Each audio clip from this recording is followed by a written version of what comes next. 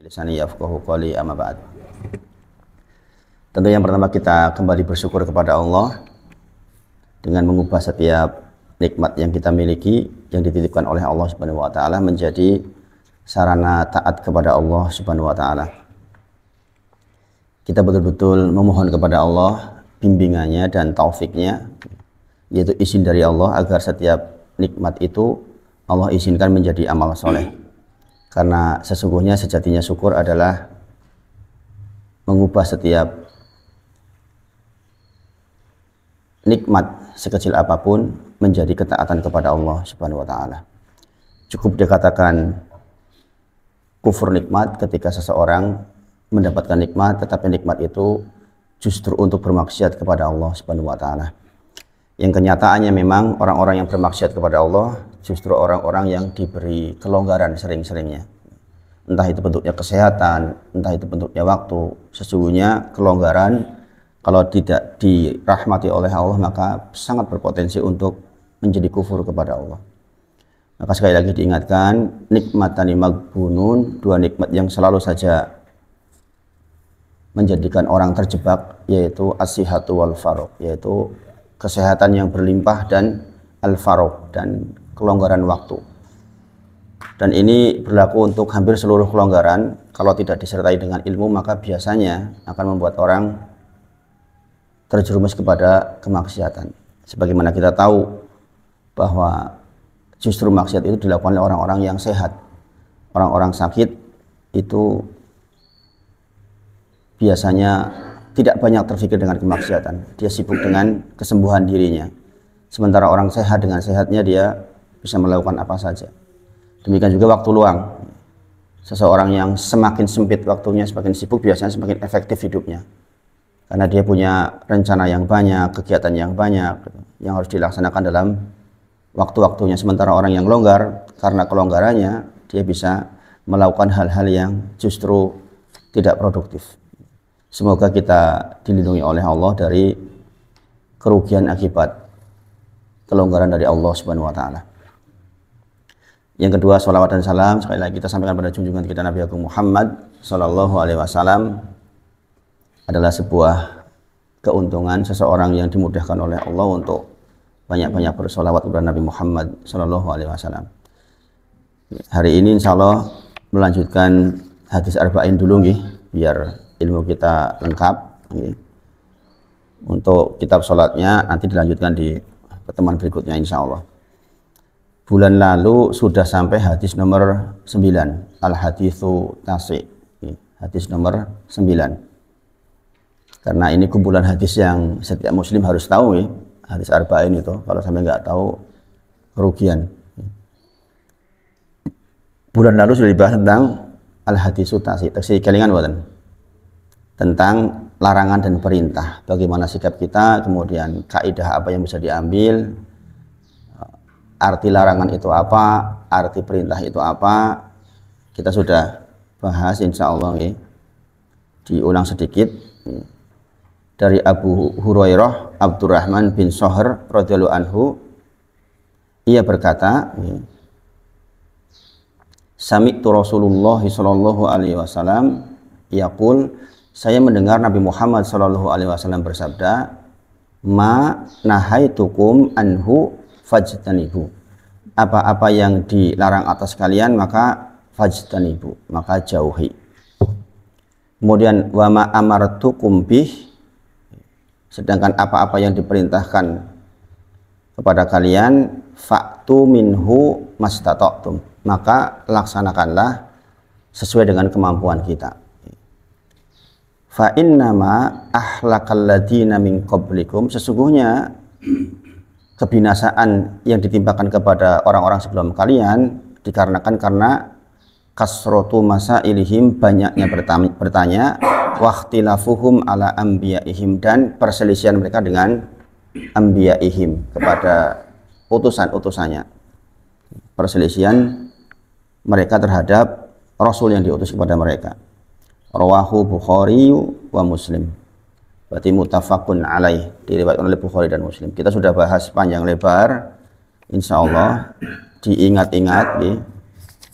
Di antara yang terakhir kita bahas adalah tentang beberapa kaidah terkait dengan hadis tersebut. Di antaranya adalah kaidah fikihnya adalah asal dari perintah itu wajib selama tidak ada dalil yang memalingkan. Asal perintah itu wajib sepanjang tidak ada dalil yang memalingkan. Contohnya perintah untuk aqimis shalah wa ita'iz zakah. Tegakkan sholat itu hukum asalnya wajib. Walaupun sakit tetap harus sholat. Tetapi di dalam beberapa kasus maka bisa terjadi yang wajib menjadi sunnah karena sebuah keadaan. Contohnya adalah sutroh dalam sholat. Sebagian saudara-saudara kita kenceng banget di dalam masalah sutroh. Orang sutroh itu orang sah kan, keliru. Walaupun adalah baik menghadap sutroh di dalam sholat. Makanya kalau dia mempraktekkan sampai jalan-jalan ketika sholat, ya dia lagi praktek tentang perintah sutroh ini. Nabi memerintahkan untuk cari sutroh, tetapi Nabi pernah sholat tanpa sutroh, maka yang wajib menjadi sunnah. Nah itu sudah kita bahas panjang kali lebar, insya Allah masih ada videonya kalau mau dilihat lagi. Kemudian di antara kaidah adalah yang wajib gugur jika tidak mampu berdasarkan sabda Nabi Muhammad SAW dalam kasus sholat, yaitu sholli qa'iman, sholatlah sambil berdiri, fa ilam tastati, jikalau tidak mampu maka fa qa'idan, sambil duduk. Fa ilam tastati, jikalau tidak mampu duduk maka fa ala jambin, maka boleh sambil berbaring. Itu berarti terkait sesuatu yang wajib, tapi karena sebuah keadaan dia dibolehkan untuk menggugurkannya dan digantikan dengan cara yang lain. Nah, tetapi sholatnya tidak gugur. Yang gugur adalah ketidakmampuannya, kecuali memang sudah meninggal, sudah stop. Jadi sholat bisulan contohnya dulu disebutkan, di dahi, maka tidak menjadi alasan sholat sambil duduk. Orang jalan ke masjid kuat, sambil nunggu iqomah ngobrol sendiri di luar atau berdua dengan temannya, ngobrol sambil berdiri maksudnya. Tiba-tiba sholat langsung duduk, ini tidak boleh. Nanti kalau tidak kuat ketika sholat baru duduk, itu maksudnya. Makanya dikatakan dikatakan mastata'tum, sekemampuan, maksudnya batas kemampuan kita di mana. Jangan kemudian memutuskan untuk tidak mampu ujug-ujug tanpa sebab. Nah, ini keliru. Tayamum di kereta dibolehkan secara asal ketika memang benar-benar tidak ada air, tapi jangan bermudah-mudahan. Sepanjang masih bisa wudu maka tetap berwudu, tidak tayamum. Itu maksudnya. Jadi mastata'tum itu seperti itu. Itu udah kita lewatin insyaallah. Sekarang kita masuk ke hadis yang nomor 10. Al hadisu asyiru. Hadis nomor 10. Jadi hadis arba'in itu harus diperhatikan khusus karena memang dikumpulkan oleh Imam Nawawi rahimahullah taala secara khusus 42 hadis yang setiap muslim harusnya paham. Karena ini intisarinya agama. Ini juga diriwayatkan oleh Abu Hurairah. An Abi Hurairah radhiyallahu anhu qol,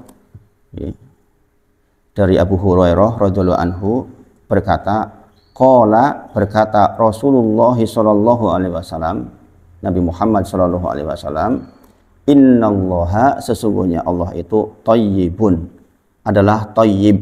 Thayyib itu artinya apa? Kalau kita mengartikannya baik, tapi ini saya sebutkan, bukan tidak cukup hanya baik, itu enggak cukup sebenarnya terjemahnya. Tapi untuk terjemah bebasnya thayyib itu baik. Innallaha, sesungguhnya Allah itu thayyib. Sesungguhnya Allah itu thayyib. La yaqbalu ila thayyibun. Tidaklah Allah menerima kecuali yang baik-baik. Wa innallaha, dan sesungguhnya Allah amarul mukminin, memerintahkan orang-orang mukmin, kita semua, bima amaro bihil mursalin, sebagaimana yang diperintahkan kepada Nabi Muhammad atau para anbiya atau para rasul. Jadi apa yang diperintahkan Allah kepada orang-orang mukmin adalah apa yang diperintahkan kepada para rasul. Faqala, dan Allah berfirman, faqala azza wajal, Allah berfirman, Ya ayyuhar rusul, wahai para rasul. Ini Quran surah Al-Mu'minun 51 nggih. Ya ayyuhar rusul, wahai para rasul, kulu min thayyibati, makanlah dari yang thayyibati, yang baik-baik, wa'malus sholihan, dan beramalah soleh. Jadi nanti ada hubungan antara makan yang baik dengan produktivitas amal soleh. Kenapa di sini dikatakan kulu, makanlah, min thayyibati, dari sesuatu yang baik-baik, wa'malu sholiha, kemudian beramal solehlah. Nanti ada hubungannya bahwa makan yang buruk-buruk itu akan sangat sulit memproduksi amal soleh. Jadi ini sangat berhubungan. Quran surah Al-Mu'minun ayat ke-51. Kemudian waqala ta'ala, dan juga Allah berfirman di dalam Quran surah Al-Baqarah 172.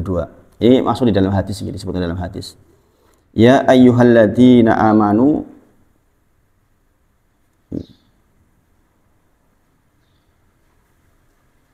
kulu min thayyibati ma razaqnakum. Ini kan redaksinya berarti sama nggih. Tadi dikatakan apa?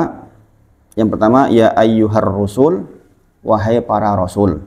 Yang ini ya ayyuhalladzina amanu, wahai orang-orang yang beriman. Nah, ini dua ayat dengan redaksi perintah yang sama. Sama-sama disuruh makan dengan sesuatu yang thayyib, yang baik. Kemudian tsumma dzakara rajul, kemudian Rasulullah menyebutkan seseorang. Ini di antara poinnya di sini nih.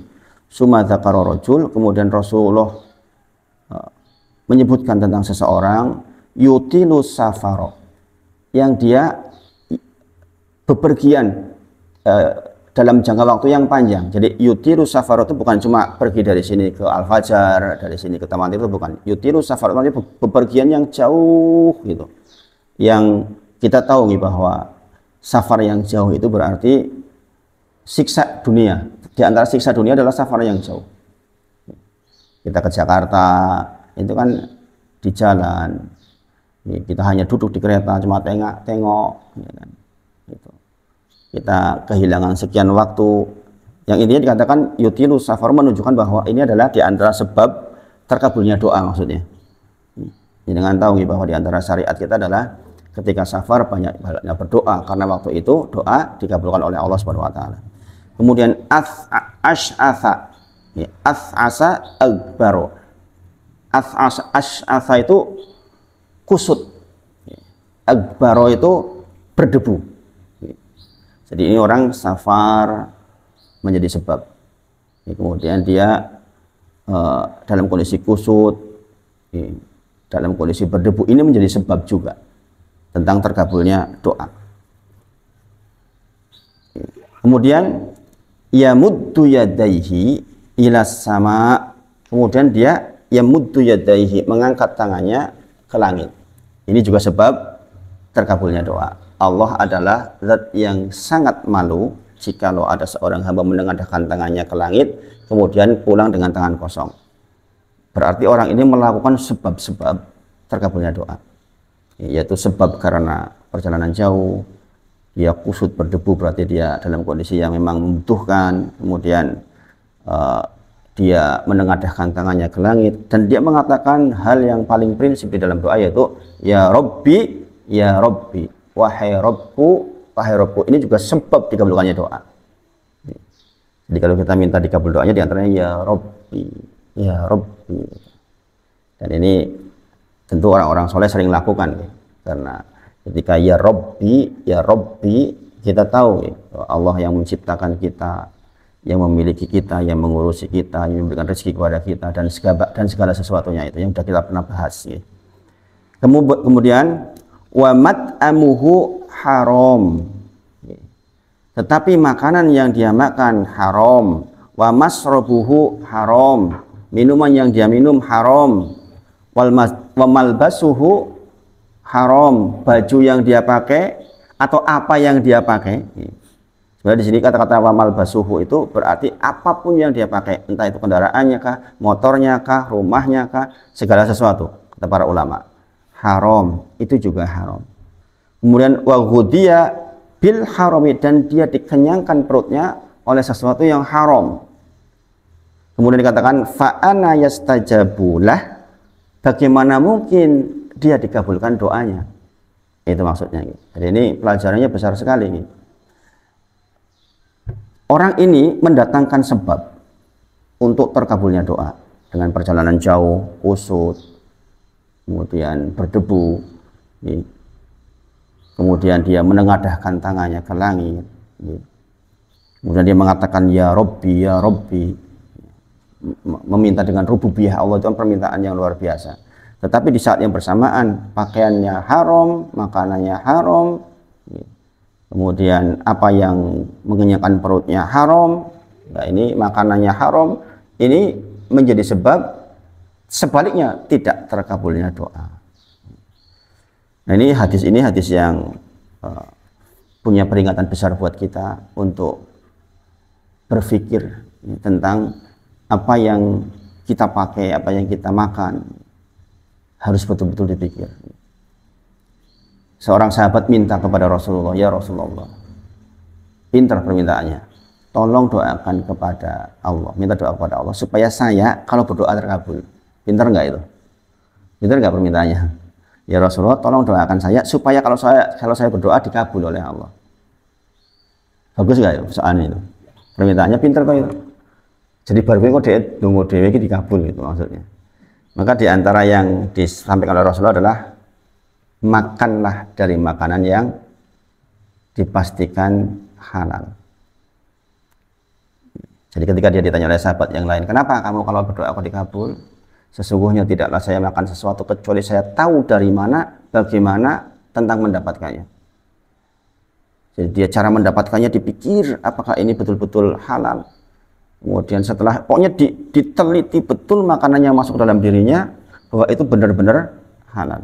Dan itu pula yang dimasukkan kepada anak istrinya. Maka yang seperti ini memang mustajab doa-doanya. Masya Allah. Nah ini sekali lagi dari sahabat Abu Hurairah, Abdurrahman bin Shahr ad-Dausi namanya aslinya, disebut dengan Abu Hurairah. Abu Hurairah artinya bapaknya kucing, karena kemana-mana bawa anak kucing. Makanya dikatakan Abu Hurairah. Nama aslinya adalah Abdurrahman bin Shahr ad-Dausi. Kita tahu kalau kita baca riwayatnya beliau itu tidak bisa baca tulis, nggak bisa baca tulis, tapi dia diberi karunia oleh Allah untuk kemampuan menghafal luar biasa. Nah, dengan mendengar tentang redaksi dia tidak bisa baca tulis, tapi dia diberi kemampuan luar biasa, itu menjawab hal-hal yang mungkin kalau jenengan nggak tahu tentang sejarahnya akan ragu-ragu terhadap bagaimana beliau meriwayatkan hadis. Kenapa orang-orang liberal zaman sekarang, saya sebut namanya saja, yang sering muncul di YouTube dan subhatnya luar biasa, bahkan diundang oleh, itu saya sebutkan namanya karena ini sudah bahaya sebenarnya pemikirannya. Orang-orang liberal seperti itu memang bahaya sekali. Itu mengatakan bagaimana mungkin dia menghafal 600.000 hadis kalau dia hanya bersama Rasulullah katakanlah 2 tahun. Berarti dia hitung secara matematik dalam sehari dia menghafal berapa? Gitu. Itu enggak mungkin ketemu, mustahil. Berarti dia tidak pernah tidur, tidak pernah makan, tidak pernah ini, hanya menghafal hadis saja. Gitu. Coba dengan tahu seperti ini karunia dari Allah itu Masya Allah. Bahkan beliau tidak bisa baca tulis, sekalian saja tidak bisa baca tulis, tetapi kemampuan menghafalnya karunia dari Allah. Jadi kita tidak bisa mengukur dengan kemampuan kita zaman sekarang. Kalau kita menghitung dengan cara matematis seperti zaman sekarang, nggak mungkin, itu bohong sejarahnya. Nah ini kalau sudah seperti itu yang diserang kan bahaya banget. Nanti generasi muda kita, hadis-hadis itu paling-paling palsu. Nah ini kan bahaya. Makanya kalau kita meriwayatkan hadis biasanya disebutkan tentang sejarah dari yang bersangkutan, bahwa ini tuh luar biasa, bukan main-main maksudnya. Bahwa menyebutkan sebuah hadis itu sahih atau tidak itu luar biasa perjalanannya, luar biasa. Maka dikatakan Abdurrahman bin Shahr ad-Dausi ini banyak meriwayatkan hadis walaupun tidak bisa baca dan tulis, tetapi anugerah dari Allah, kemampuan menghafalnya itu luar biasa. Sebagaimana Imam Syafi'i saja, Kalau dia pulang dari masjid menuju rumahnya, dia tutup seluruhnya, karena setiap yang didengar di kanan kiri perjalanan itu hafal dengan sendirinya. Kalau kita disuruh ngapal berkali-kali orang hafal-hafal. Kalau dia dengar sekali hafal, makanya ditutup. Jadi Imam Syafi'i itu termasuk di antara orang yang kemampuan menghafalnya luar biasa. Apalagi Abdurrahman bin Zahar Ad-Dawsi ini, yang memang salah satu perawi paling yang meriwayatkan hadis paling banyak, sebagaimana kita sudah sebutkan. Ada 7 yang menjadi orang terbanyak di dalam meriwayatkan hadis. Kemudian dikatakan di sini adalah kata-kata thayyib. Thayyibun itu sebagian ulama berpendapat ini adalah salah satu dari nama-nama Allah. Meskipun ini diperselisihkan, tapi ada pendapat yang demikian. Sebagian berpendapat ini hanya bentuk pengabaran bahwa Allah maha baik. Dan thayyib itu kalau kita tarik di dalam bahasa Arab disebutkan dalam bentuk nakiroh. Nakiroh itu berarti dalam bentuk yang tanpa alif lam. Ini berarti umum sifatnya. Baik secara umum, bukan baik secara khusus. Kalau pakai alif lam dalam bahasa Arab itu menunjuk kepada satu saja. Misalnya as-sholat. Berarti sholat itu, tapi sholat itu sholat secara keseluruhan. Bisa sholat apa saja. Tapi kalau as-sholat pakai alif lam berarti itu berarti sholat itu. Nah, di sini disebutkan bahwa thayyibun itu disebutkan sebagai bentuk yang umum. Berarti ini berkaitan dengan baik yang apa saja. Innallaha thayyibun. Allah itu baik, thayyib. Dan ini thayyibnya keseluruhannya. Tidak mengkhususkan baik dalam sesuatu, tapi baik secara keseluruhan. Dan ini maknanya itu sebenarnya seperti kudus. Kalau jangan lihat di beberapa ayat Al-Quran sering hadir kudus. Maknanya seperti kudus. Jadi thayyib itu maknanya seperti kudus, yaitu suci dari segala bentuk cacat dan kekurangan. Seperti di dalam Quran surah Al-A'la ayat 1. Sabbihisma rabbikal a'la. Sucikanlah nama Tuhanmu yang maha tinggi. Sabbihisma rabbikal a'la. Ini kan kalau jangan baca tentang tafsir Al-A'la itu jangan pasti nangis gitu. Karena di awal saja sudah disebutkan sabbihisma rabbikal a'la. Maka sunnah dibaca di hari Jumat. Memang kita disuruh mensucikan Allah yang maha tinggi. Maha tinggi kesuciannya, kudus. Kemudian dikatakan di dalam hadisnya la yaqbalu illa thayyibun. Tidaklah Allah menerima kecuali yang baik-baik. Nah, para ulama menyebutkan thayyib di sini karena bersifat keseluruhan thayyibnya, berarti di antara yang dikatakan diterima thayyib, diterima dalam bentuk kebaikannya adalah persoalan akidah, persoalan amal perbuatan, persoalan ucapan. Persoalan akidah, persoalan amal perbuatan, persoalan ucapan. Berarti yang diterima oleh Allah adalah akidah yang baik, amal perbuatan yang baik, dan ucapan yang baik. Kita tahu, kita kemarin sempat membahas di antara hadis tentang lisan, yang menjadi kunci kebaikan amal soleh seluruhnya. Salat kita, sedekah kita, semualah itu bergantung kepada lisan kita. Rasulullah menjamin seseorang yang bisa menjaga mabaina lahyaihi, menjaga apa yang di antara dua jambang, maka dakhalal jannah, maka masuk surga. Maka perkataan juga harus baik, amal perbuatan harus baik, akidah harus baik, harus thayyib, menjadi syarat diterima oleh Allah Subhanahu wa taala. Jadi la yaqbalu illa thayyibun. Tidak menerima dia Allah kecuali yang baik-baik. Contoh di dalam akidah, Allah berfirman di dalam Quran surah Al-Imran 19. Inna dina indallahil Islam. Kan gitu. Sesungguhnya yang diterima di sisi Allah hanya agama Islam. Artinya yang thayyib di dalam akidah, yang thayyib di dalam agama, itu ya cuma Islam, itu maksudnya. Berarti selain Islam juga diterima. Ini akidah dasar ini. Ini sekaligus menjawab subhat yang berlangsung di masyarakat oleh orang liberal mengatakan bahwa semua agama itu baik, maka berpotensi semuanya masuk surga. Pernah dengar seperti itu? Bahkan di TV nasional oleh tokoh nasional ya, bahwa ya semua agama itu baik, mengajarkan kebaikan, maka semua agama berpotensi untuk menuju ke surganya Allah Subhanahu wa taala. Bahwa ada pendapat bahwa surganya orang Islam di sini, orang Yahudi di sini, orang Nasrani di sini, orang Buddha di sini, semuanya masuk surga. Ada pendapat seperti itu. Ya. Dan ini mulai dicampur-campur di masyarakat seperti ini. Baik dengan benar kan beda. Mungkin nanti diterangkan ini Pak tentang makna thayyib. Ya. Makna thayyib itu baik secara keseluruhan.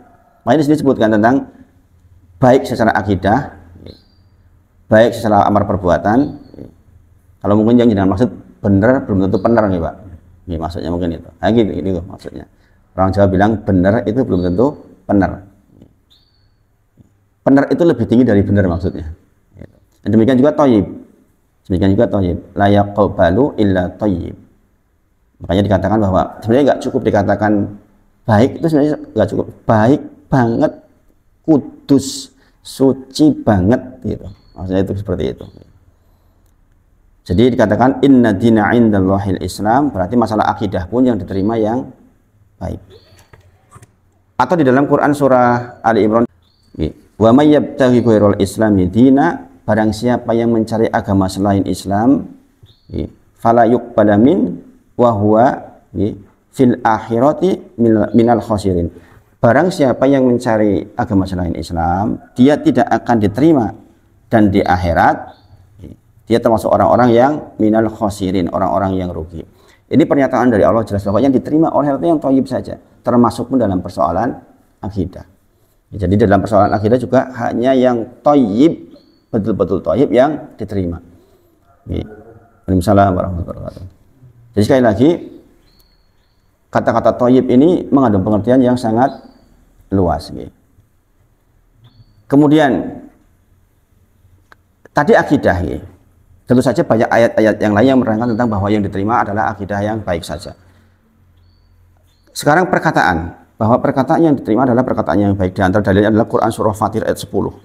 Quran surah Fatir ayat 10. Ilaihi, kepadanya lah yas'adul kalimut thayyib wal amalu sholihu yarfa'uh. Kepadanya lah naik yarfa'uh, perkataan-perkataan yang baik, kemudian amal yang soleh. Jadi memang yang naik kepada Allah itu diberi syarat thayyib.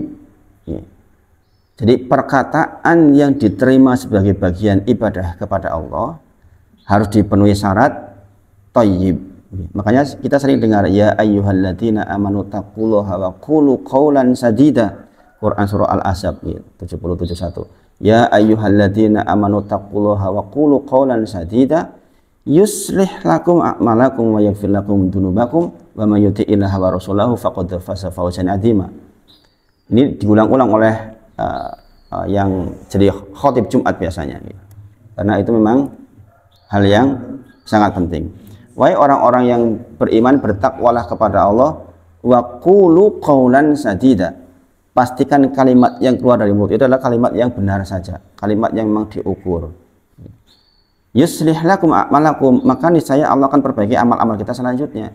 Buah dari lisan yang terjaga, maka amal-amal kita yang lain akan diperbaiki. Salat kita, salat duha kita, tahajud kita, semuanya lah pokoknya. Itu akan diperbaiki oleh Allah Subhanahu wa taala dengan taufiknya. Ini orang-orang berpikir, itu kok orang bisa rajin banget ya? Ya, kalimatnya bagus. Maka dia dijaga oleh Allah. Jadi kalau kalimatnya buruk itu biasanya susah untuk menegakkan ibadah. Bahkan Allah berikan bonus, wa yaghfir lakum dzunubakum. Allah akan berikan ampunan kepada dia tentang apa-apa yang sudah lalu. Kemudian wa may yuti'illaha wa rasulahu, barang siapa yang taat kepada Allah dan Rasulnya, faqad faza fawzan 'azima. Maka sesungguhnya dialah orang yang mendapatkan keuntungan yang besar. Nah, ini adalah Quran surah Fatir ayat ke-10 tentang bahwa ilaihi, kepadanya lah diangkat perkataan-perkataan yang baik. Kemudian di antara salah satu yang tidak diterima adalah harta yang buruk. Harta yang buruk. Ya, ada beberapa amalan yang secara teks, ada beberapa amalan yang secara teks disebut di dalam hadis bahwa amalan itu menjadi tidak diterima karena sesuatu yang buruk. Ya. Contohnya adalah sholatnya orang yang minum khamr. Sholatnya orang yang minum khamr nggak diterima. Al khamru umul khobait. Sesungguhnya khamr itu ibunya keburukan. Faman barang siapa saribaha yang dia meminumnya, lam tuqbal sholatuhu, maka tidak diterima sholatnya arba'ina yauman, selama 40 hari. Tidak diterima bukan berarti tidak gugur kewajibannya. Dia tetap wajib melaksanakan, tetapi tidak mendapatkan apa-apa dari apa yang dilaksanakan. Enggak diterima oleh Allah Subhanahu wa taala. Sementara kalau dia tidak melakukan, maka dia tetap dosa. Yang mengerikan tuh. Kudu tetap ngelakoni, ning cetha diterima. Piye coba? Kan menyedihkan sekali. Ini disebutkan di dalam teks hadis bahwa orang yang dalam kondisi minum khamr maka tidak diterima sholatnya. Dan hati-hati zaman sekarang itu anak-anak kita mulai dari apa namanya itu yang disedot-sedot itu loh. Apa namanya Mas Jeni? Tahu nggak Mas Jeni? Bukan rokok yang pakai alat itu loh. Vape. Mulai dari situ nanti terus gitu. Saya kemarin sempat kaget juga. Amar tiba-tiba pegang vape itu. Untuk apa? Katanya punya temennya gitu ini itu. Nah, ini bisa ketularan, bahaya itu. Kita orang tuanya yang mengingatkan anak dewasa tentu saja beda dengan mengingat anak kecil ya. Kita ajak diskusi gitu. Saya kalau ke Amar itu ya saya ajak diskusi. Misalnya dia ke kamar mandi kok nggak bersih gitu. Ya saya sebutkan, kamu tahu kan Rasulullah datang ke sebuah kuburan kemudian dikabarkan kepada Rasulullah tentang 2 orang yang lagi disiksa. Salah satunya apa? Karena baulin, karena pipisnya nggak bersih. Akhirnya jadi mikir sendiri kan. Nggak ke kamar mandi sehari itu dibersihin gitu. Misalnya seperti itu misalnya. Jadi kita tidak langsung ngejat. Seperti ini sampaikan. Kamu tahu kan khamr itu mengakibatkan sholat ora ketompo petang puluh dino gelem pokoknya. Sholat kudu ning ora ketompo. Ora kanggo lah. Nah, ini disebutkan di dalam teks. Kemudian orang yang mendatangi tukang ramal juga tersebut di dalam teks, dia tidak diterima sholatnya. Man ata'arofan, barang siapa yang datang ke tukang ramal. Kemudian fasa'allaha an syai'in, kemudian dia bertanya tentang sesuatu. Kalau orang bertanya sesuatu, sangat mungkin dia mempercayai berarti kan. Dia takon-takon kok ke tukang ramal. Maka dikatakan lam tuqbal. Lam tuqbal lahu, maka tidak diterima bagi dia sholatnya arba'ina lailatan. Selama 40 malam. Jadi orang yang datang ke tukang ramal dan dia bertanya sesuatu, belum sampai mempercayai loh ini. Belum sampai kemudian setelah itu dia meyakini, kalau meyakini lebih lain lagi hukumnya. Ini baru bertanya, maka dia tidak diterima sholatnya selama 40 malam. Ini juga berarti 40 hari juga. Itu juga disebut. Jadi sekali lagi, innallaha thayyibun, sesungguhnya Allah itu thayyib, tidak menerima kecuali yang thayyib. Maka tersebutkan di dalam beberapa teks hadis beberapa hal yang memang langsung nggak diterima oleh Allah Subhanahu wa taala.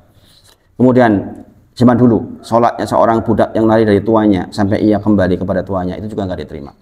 Sekarang mungkin perbudakan sudah tidak ada lagi. Definisi perbudakan yang persis seperti zaman Rasulullah kayaknya udah nggak berlaku lagi. Karena bisa dijual belikan kalau budak. Sekarang kan nggak ada. Karyawan itu bukan budak karena nggak bisa diperjual belikan. Atau bisa Pak Eko punya karyawan ditransaksikan dengan toko lain gitu. Dengan tuku karyawanku bisa. Kayaknya enggak nih. Sekarang enggak nih. Kemudian ini juga berat nih untuk ibu-ibu misalnya protes ini dengan hadis ini.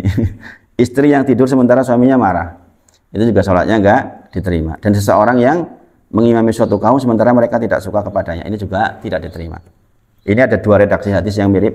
Salah satun 3 golongan la tujawwizu sholatuhum, dikatakan adanahu, berarti dia sholatnya enggak lewat di atas kupingnya. Riwayat yang lain lagi di atas kepalanya. 3 golongan yang sholatnya enggak diangkat sampai di atas kupingnya, berarti orang munggah belas. Yang pertama adalah seorang budak yang lari dari tuannya hatta yarji, sampai dia kembali. Kemudian wamro'atun bataj wa zawjuha 'alaiha sahitan, seorang perempuan yang dia tidur sementara suaminya marah. Kemudian wa imamu qauman, orang yang mengimami satu kaum menjadi imam sholat, wa hum lahu karihun, sementara orang yang diimami enggak suka. Dan disebutkan enggak suka karena keburukan akhlaknya khususnya, atau karena ketidakmampuannya. dia tidak mampu memaksakan diri. Makanya sekali lagi sebenarnya masjid yang baik itu masjid yang memang mendatangkan imam yang qualified, yang disetujui oleh seluruhnya, itu sebenarnya paling ideal. Tapi sekali lagi tentu saja prakteknya ini nggak mudah kalau di Indonesia nih. Kalau di Malaysia itu imam itu pemerintah yang ngatur, digaji. Kakak saya yang di tempat perkebunan, ada musola di tengah-tengah perkebunan. Berarti yang sholat itu kebanyakan ya orang Indonesia, orang India, orang mana-mana saja. Musolanya tetap disediakan oleh pemerintah, imamnya langsung dari pemerintah. Kalau di sini mungkin pegawai depak lah, dan ada gajinya khusus untuk imam, sehingga imam itu adalah imam rawatib yang disetujui oleh seluruh jamaah, sehingga jamaah nggak ada yang komplain. Karena apa? Memang dia kualifikasinya cukup jadi imam. Dan itu pemerintah Malaysia yang lebih kecil dari kita sudah mikir masalah-masalah kayak gitu. Itu padahal di tempat yang jauh, itu di kampung, tempat perkebunan sawit itu gimana. Banyak orang Cinanya juga di situ, kata kakak saya. Jadi muslim sama non muslimnya 50-50, tapi tetap ada musola yang dikelola secara baik dan diimami oleh orang yang baik. Karena ya begini. Dalam riwayat yang lain dikatakan salah satun laturfa'ulahum salatuhum fauqu ru'usim sibron. 3 golongan yang tidak diangkat oleh Allah salatnya walaupun hanya sejengkal, sibron, sejengkal di atas kepalanya. Yang pertama adalah rajulun, seorang laki-laki, amma kauman, dia memimpin atau menjadi imam suatu kaum, wahum lahu karihun, sementara yang diimami enggak suka. Kemudian wamra'atun, seorang perempuan, bataj wa zawjuha alaiha sakhitun, yaitu seorang istri yang dia tidur sementara suaminya marah. Kemudian wa akhwani mutasariman, 2 saudara yang saling bertengkar, saling neng-nengan, hatta yastoliha, sampai kemudian mereka berbaikan. Sepanjang dia masih neng-nengan, masih bertengkar, maka dia tidak diterima sholatnya. Setahun dia lakukan itu, maka hanya 3 hari yang masih diterima. Karena batas seseorang boleh menghajar saudaranya itu hanya 3 hari. Tidak halal seorang muslim menghajar saudaranya, neng-nengan dengan saudara lebih dari 3 hari. Jadi syariat itu mengakomodasi. Ya wis wong nesu ya nesulah, iya nesu. Jengkel banget iyalah, ning telung dino wae. Itu maksudnya. Di luar itu maka sudah tidak halal lagi. Maka yang demikian orang itu tidak diangkat sholatnya. Ini menunjukkan bahwa innallaha thayyibun, Allah itu baik, tidak menerima kecuali dari yang baik. Maka dikatakan oleh karena itu diharamkan tidak bertegur sapa lebih dari 3 hari. Rasulullah bersabda, la yahillu lil muslim, tidak halal bagi seorang muslim ayah juru akhohu, dia menghajar saudaranya, fauqa thalathin layalin, lebih dari 3 hari, lebih dari 3 malam, maka nggak boleh, tidak halal. Orang ini dia jengkel banget sama orang lain, ya telung dino wae, baru wis bar dianggap wis rampung. Gitu. Kemudian demikian juga haji tidak diterima jika dengan barang yang haram. Ini hadisnya panjang, yang intinya adalah jika seseorang itu keluar berhaji di atas harta yang haram, maka saat dia menginjakkan kakinya di atas kendaraan, kemudian dia mengatakan labbaik Allahumma labbaik, maka akan ada seruan dari langit yang bunyinya dikatakan la labbaik wala sa'daik, gitu. Enggak laku tuh ucapanmu itu, gitu. Tidak diterima kedatanganmu dan engkau tidak mendapatkan kebahagiaan atas apa yang kamu lakukan, bekalmu haram, biaya hajimu haram, dari harta yang haram, dan hajimu tidak mabrur.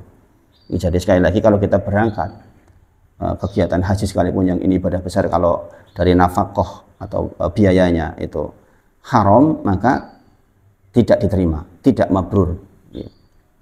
Maka sekali lagi ini terkait dengan innallaha thayyibun, Allah itu maha baik dan Allah hanya terima yang baik-baik. Bahkan sedekah dengan harta haram pun tidak diterima. Sebagaimana Rasulullah bersabda, la tuqbalu sholatun bi ghairi tuhurin, sebagaimana orang sholat enggak diterima karena tidak bersuci, maka dikatakan wala shadaqatun min uhulul, tidak diterima sedekah dari barang yang uhulul, hasil dari perbuatan yang buruk, maksudnya uhulul itu. Sebagian mengatakan hasil dari pencurian, pokoknya harta haram. Kita tidak bisa bersedekah jika hasil korupsi, misalnya aku korupsi sing penting bar kowe gawe masjid. ya nggak bisa. Gitu. Jadi mencuci hartanya dengan kebaikan di dalam agama ini nggak laku. Jadi gitu, gitu. Kemudian tadi dikatakan di hadis adalah ya ayyuhar rusul kulu min thayyibati wa'malus sholih. Ini perintah bahwa kepada Rasul dan kepada orang mukmin sama. Ini juga sekaligus membantah pendapat orang-orang liberal yang mengatakan, yang sangat marak di Indonesia, bahwa orang kalau sudah sampai derajat hakikat atau makrifat sudah tidak lagi melaksanakan syariat. Ini perintahnya begini jelas banget. Apa yang diperintahkan kepada kalian orang mukmin sama dengan apa yang diperintahkan kepada para rasul. Rasulullah sampai meninggalnya tetap sholat. Kemudian siapa namanya tuh yang sering dipakai untuk bertawasul di Indonesia itu Syekh Abdul Qadir Jilani. Ketika dia didatangi oleh apa namanya setan dari atas langit, maksudnya dari udara, mengatakan sudah saatnya wahai engkau untuk tidak sholat lagi. Maka dia katakan a'udzubillahi minasyaitonirrajim. Sesungguhnya Rasulullah tetap sholat sampai meninggalnya, apalagi cuma kita, cuma wali. Sehingga orang-orang liberal yang menempatkan wali seolah-olah di atas Nabi itu jelas keliru. Di antara dalilnya adalah ini, bahwa ya ayyuhar rusul, wahai para rasul, kulu min thayyibati, makanlah dari apa yang baik-baik, wa'malus sholihan, sebagaimana diperintahkan kepada orang-orang, maka diperintahkan juga kepada Rasul. Rasulullah juga suruh memakan yang baik-baik, maksudnya nggak khusus. Oh, nek wali yora minum khamr itu kan kita lihatnya khamr, bagi dia itu adalah minuman segar. Pernah dengar kayak gitu nggak? Ya kan, nek wong wali ki pokoknya minum khamr we dadi banyu putih, itulah berlebihannya. Makanya dalil ini tuh kuat banget sebenarnya pendalilannya. Ya nggak, kita kadang-kadang dengan subhat yang ada menjadikan seolah-olah wali itu bisa melakukan apa saja, sehingga syariatnya berbeda dengan orang pada umumnya. Kalau dia sholat Jumatnya ya di Mekah, nah masa di Indonesia, misalnya seperti itu. Bagaimana cara berangkatnya? Lewat jalur apa namanya itu, pipa Zam-Zam katanya. Sekarang ada orang di Indonesia canggih banget nih, bikin Zam-Zam sampai ke Indonesia. Tapi kayak gitu ya ada yang percaya. Jadi tempat yang keramat, subhanallah. Nah, hal-hal seperti ini tentu saja kita mohon kepada Allah untuk berlindung kepadanya atas yang demikian. Nah, di sini Allah menggandengkan antara thayyibat dengan amal soleh, menunjukkan bahwa apa yang kita makan dengan amal soleh itu sangat berhubungan. Apa yang kita makan dengan amal soleh itu sangat berhubungan. Seseorang yang makanannya nggak bagus, pasti amalnya tuh nggak bisa soleh, nggak bisa bagus. Itu sudah menjadi asalnya seperti itu. Maka seseorang yang ingin berhasil hidupnya memang harus memperhatikan betul apa yang dimakan. Para ulama menyebutkan jikalau amal soleh terasa berat, maka cek apakah yang kita makan itu betul, apakah yang kita makan itu thayyib, apakah yang kita pakai itu thayyib. Sekali lagi, yang kita pakai juga termasuk adalah kendaraan kita, rumah kita, segala sesuatu yang nempel di kita pokoknya. Itu apakah thayyib atau tidak. Kalau kita merasakan beratnya sholat malam, merasakan beratnya ibadah, pasti karena salah satunya karena itu. Perlu diingat nih bahwa dosa-dosa dan maksiat akan menghalangi seseorang dari ketaatan, sebagaimana kita sudah bahas kemarin nih, bahwa di antara ketika kita membahas istighfar adalah karena maksiat seseorang itu dibentuk oleh karena banyaknya hal-hal yang buruk di dalam dirinya. Ya. Termasuk gini. Jenengan udah biasa sholat malam, tiba-tiba kok nggak bisa sholat malam. Jenengan udah biasa sholat duha, kok tiba-tiba nggak bisa sholat duha. Jenengan biasa sedekah teman kan jadi berat sedekah misalnya. Kadang-kadang ada satu waktu orang futur seperti itu, ketahuilah. Ketahuilah juga itu karena hal-hal yang terkait dengan makanan kita. Al-Imam Hasan Al-Basri menyebutkan seandainya engkau tak mampu berpuasa di siang hari, kata beliau, dan engkau tak mampu menjalankan sholat malam, ingatlah engkau sedang terbelenggu oleh dosa dan maksiat yang diantaranya adalah disebabkan oleh makanan, minuman, apa yang kita pakai. Jadi dengan sebenarnya ketika terjadi berat untuk ibadah itu koreksi ke situ. Kita sudah belajar ya, apalagi di Al-Fajr kita kemarin sudah bahas tentang buruknya angan-angan. Sebagai indikasinya adalah ketika kita melakukan sesuatu menunda atau enggak. Kalau masih menunda berarti ada hal-hal yang error nih di dalam diri kita. Orang terbiasa sholat witir sebelum tidur misalnya. Kok ke kamar mandi terakhir, ini udah mau tidur, kok tidak ngambil air wudhu, walaupun udah ngantuk banget ya, kok tidak ngambil air wudhu, berarti dia lagi kena persoalan di dalam dirinya. Harusnya kalau dia punya kebiasaan sebelum tidur sholat witir, ya dia udah ngambil, kemudian dia sholat witir, walaupun mungkin hanya 1 rakaat, baru kemudian dia sadar. Kalau kemudian kebiasaan itu tiba-tiba hilang, yakinlah diantaranya karena makanan-makanan kita, apa yang kita pakai itu bermasalah. Jadi ini kita bisa ngudur rasa, bertanya pada diri sendiri, dijawab sendiri.